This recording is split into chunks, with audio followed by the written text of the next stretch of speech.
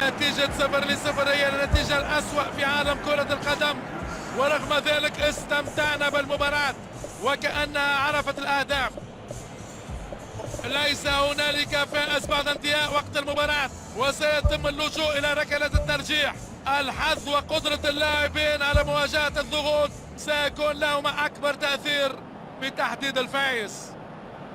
رغم أن أصحاب الخبرة بإمكانهم الحفاظ على هدوء أعصابهم أثناء ركلة الترجيح، فبالتأكيد ستظل هناك لحظات شك في عقول اللاعبين. ينتقل اللعب بكل الأماني، كرة في المنطقة ستجعل الخصم يعاني. عبد الله يمشي لأول كرة، سددها بقوة، سيطر على أعصابه وسجل ضربة الجزاء ببراعة.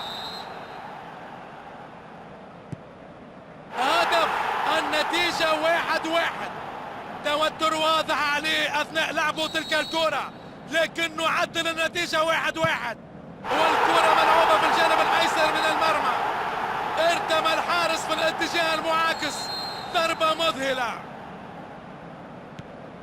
تصدي المظهر من الحارس، تألق الحارس في إنقاذ تلك الكرة، ويستحق الإشادة من زملائه.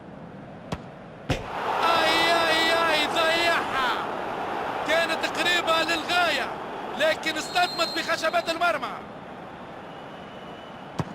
ويلعبها بالجانب الايسر، خدع الحارس بطريقة بارعة وارسله الى الاتجاه الاخر.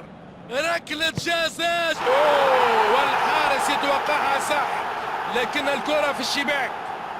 يتقدم ليسدد الكرة الرابعة لفريقه، وهذه كرة جول.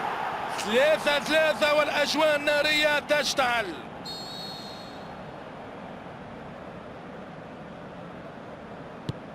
كانت تسديدة رائعة، مستحيل التصدي إليها. في كرة أكون أو لا أكون، إما التعادل وإما الخروج.